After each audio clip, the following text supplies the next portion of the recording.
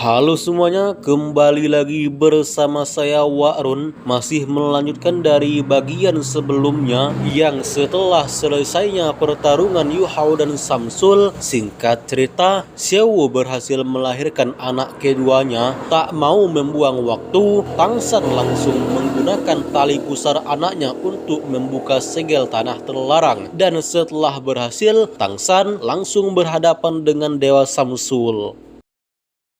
Saat itu, Tang San tanpa ragu menceritakan kebusukan Samsul di depan semua dewa. Samsul berulang-ulang kali memberikan usulan tentang perluasan alam dewa, namun Tang San selalu menolak karena firasat buruknya semakin kuat. Sebenarnya, Tang San sadar kalau dia tak mungkin bisa meyakinkan Samsul. Bahkan jangankan Samsul, dewa lain saja banyak yang tak percaya. Untuk mengambil jalan tengah, Tang San membuat perjanjian. Jika dalam 1 tahun alam dewa tidak terjadi masalah, maka dia akan memperluas alam dewa bersama raja dewa lainnya. Namun tak disangka Dewa Samsul malah ingkar janji dan memanfaatkan Xiao supaya Tang San mengalah. Tang San menambahkan kalau dirinya sangat mengharapkan bisa menyelesaikan keluhan Samsul lalu berdamai. Barulah mereka sama-sama akan membuat alam dewa berkembang dan memberantas firasat buruknya di masa depan. Jadi itulah alasan mengapa Tang San tidak melawan saat pertarungan waktu itu, karena sudah jelas kalau dia menginginkan Samsul tobat. Namun Samsul malah bertindak gegabah dengan menggunakan kekuatan tanah terlarang untuk menyegel dewa laut Tang San. Pernahkah Samsul berpikir bahwa dengan tindakannya itu dapat menimbulkan bencana bagi alam dewa, dan jika itu benar-benar terjadi, maka Samsul adalah dewa yang paling berdosa. Dan benar saja, ratusan dewa yang mendengar ucapan Tang San, mereka nampak sangat terkejut seolah tak percaya bisa-bisanya Samsul menggunakan kekuatan tanah terlarang. Sementara itu, Samsul sedikit menatap Dewi Kehidupan sebelum ia mengungkapkan kalau Tang San tak perlu khawatir. Lagi pula segel tanah terlarang baik-baik saja, yang artinya alam dewa tak akan terjadi bencana. Tang San menggelengkan kepala sembari menjawab kalau sekarang bukanlah saatnya membahas tentang segel tanah terlarang. Yang ia ingin tekankan ialah mengapa Samsul begitu kekeh ingin memperluas alam dewa. Apakah Samsul tidak tahu kalau niatnya itu di luar batas kemampuan alam dewa? Bukannya merasa bersalah, Samsul malah berkata dengan tegas kalau dirinya tentu saja mengetahui hal itu. Dia tahu kalau dirinya bisa memperluas alam dewa. Terlebih jika alam dewa berhasil diperluas, maka itu akan sangat menguntungkan bagi alam dewa dan seisinya. Jadi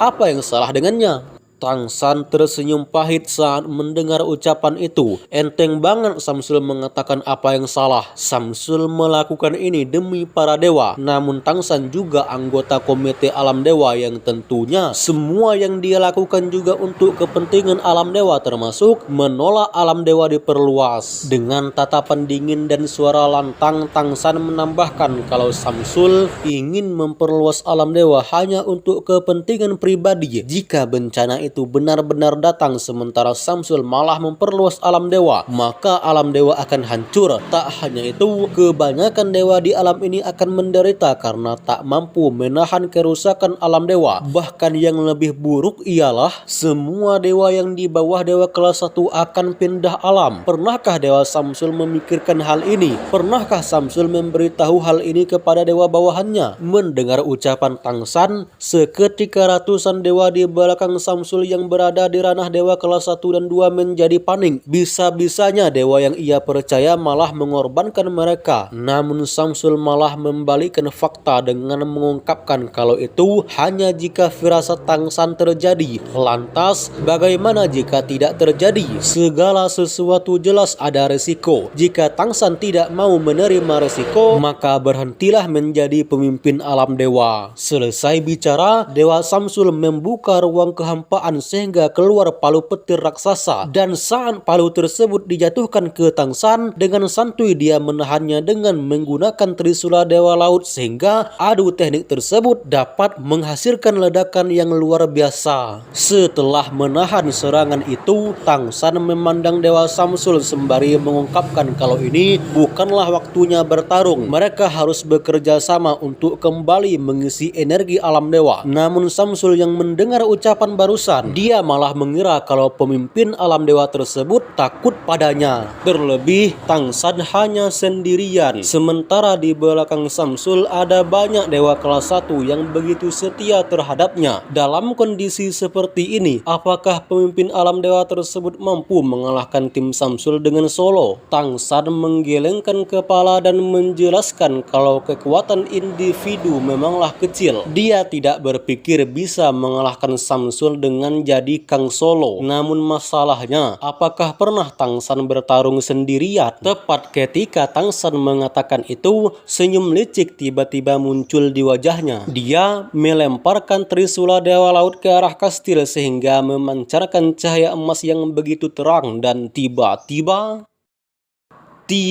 Tang San berseru seolah ada yang dipanggil. Bersamaan dengan hal itu, satu persatu jendela kastil terbuka dengan perlahan. Sosok laki-laki berambut pirang muncul mendekati Tang San, disusul dengan kedatangan 4 dewa lainnya yang merupakan sahabat baik Tang San. Ya, Tang San berhasil menyelamatkan sahabatnya dengan kekuatan dewanya. Tanpa ragu, Tang San mengajak mereka untuk bertarung bersama, membuktikan seberapa kuat 7 monster Slaike mode dewa. Melihat 7 monster Slaike berdiri di hadapan mereka, seketika wajah 7 dewa Origin Good menjadi panik. Bagaimana mungkin para dewa yang telah susah payah mereka tangkap tapi malah dibebaskan Tang San dengan sangat mudahnya. Namun saat mereka hendak bertarung, tiba-tiba muncul sosok merah muda yang keluar dari arah kastil. 7 monster Slaike, bagaimana mungkin mereka melupakan Xiao? Xiao tak peduli dengan keadaannya. Intinya dia tetap ingin ikut bertarung. Mengetahui akan hal itu, Tang San langsung pergi ke arah Xiao sebelum ia melarangnya. Macam mana pula istrinya itu bisa bertarung sementara dia baru saja melahirkan? Jadi alangkah baiknya Xiao menonton saja dan jangan bikin onar. Namun mana mungkin Xiao setuju. Bagaimanapun juga dia adalah penyebab 7 monster Slaike ditangkap. Oleh karena itu tidak mungkin rasanya kalau dia tidak ikut membantu. Xiao Wu menambahkan kalau dirinya adalah seorang dewa yang jelas saja tidak selemah manusia. Hanya karena melahirkan seorang anak, dia dianggap tidak bisa membantu pertarungan.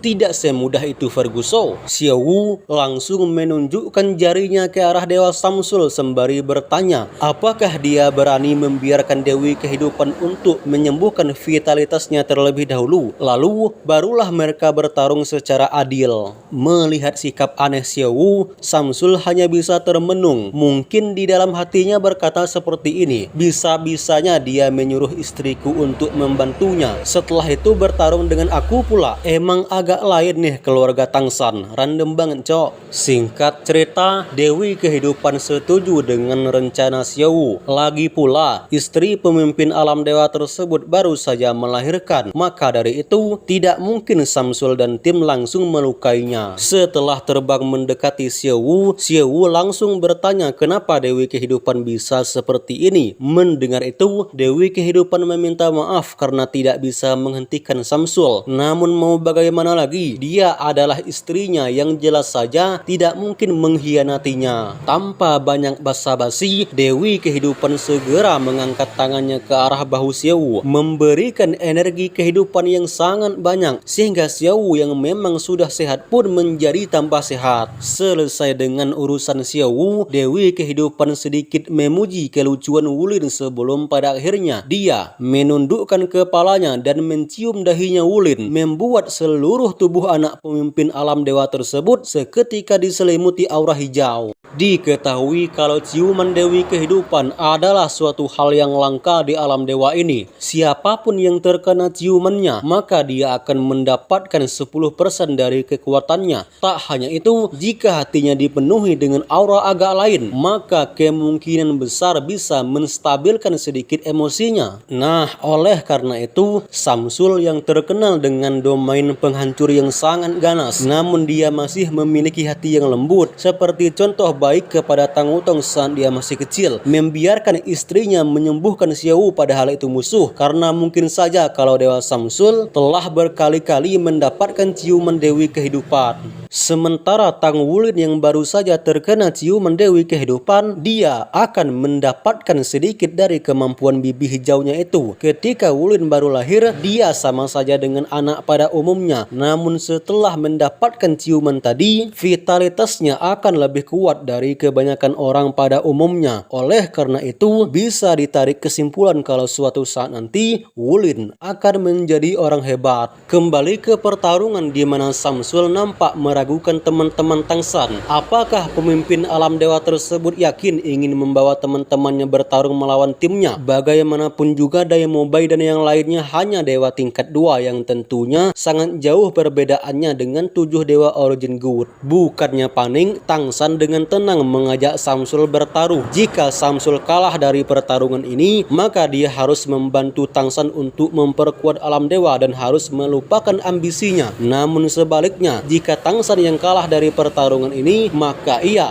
akan setuju dan mendukung perluasan alam dewa. Mendengar taruhan barusan, Dewa Syamsul tanpa ragu menyetujuinya. Sebelum itu, terlihat mereka sama-sama berbaris dan mengatur strategi. Di dalam lingkaran bola-bola dewa laut, Tang San menyampaikan rencananya ke Yu Hao. Intinya pemimpin alam dewa tersebut akan menjadi penyerang depan. Nah, nanti Yu Hao harus membuat teknik fusi untuk memberikan dukungan. Entah seperti apa baku hantam Tang San nanti. Intinya Yu Hao harus nurut-nurut saja dan gak boleh banyak nanya. Selesai mengatur strategi, kedua belah pihak langsung saling berhadapan. Pihak Tang San memperlihatkan formasi mereka ketika berada di benua Doluo dulu, membuat Dewa Rakus yang melihatnya menjadi panik dan bertanya-tanya apa yang ingin Tang San lakukan. Apakah dia punya cara licik untuk mengalahkan tuannya? Namun Syamsul menegaskan kalau bawahannya tak perlu hiraukan akan strategi Tang San. Terlebih yang harus ditakutkan hanyalah Tang San mode Dewa Asura. Jadi mereka disuruh untuk secepatnya mengalahkan Daimo Bai dan kawan-kawan. Barulah setelah itu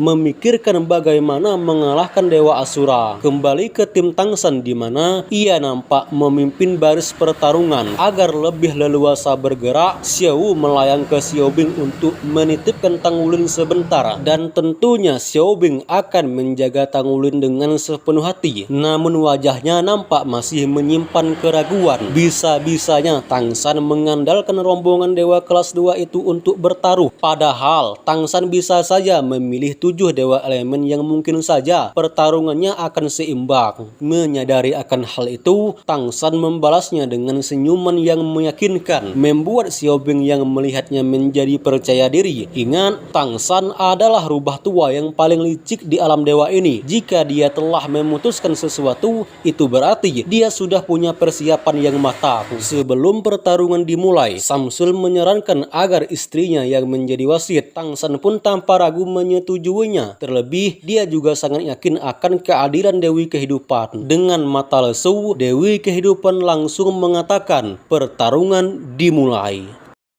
Syamsul langsung mengeluarkan tongkat kehancuran yang digadang-gadang salah satu senjata terkuat di alam dewa ini. Yang saking kuatnya, bahkan dewa kehancuran itu sendiri pun tak mampu sepenuhnya mengendalikannya. Dan jika Syamsul nekat menggunakannya, itu berarti dia benar-benar serius dalam pertarungan ini. Nah, akankah Syamsul mampu mengalahkan tim Tang San, atau malah Tang San yang memenangkan pertarungan padahal timnya kebanyakan dari dewa tingkat 2? Atau mungkin Tang San memiliki rencana lain, yaitu memanggil dewa Jack surgawi? Patut kita tunggu. Oke lah, saya Urun pamit, sampai jumpa di video selanjutnya. Adios.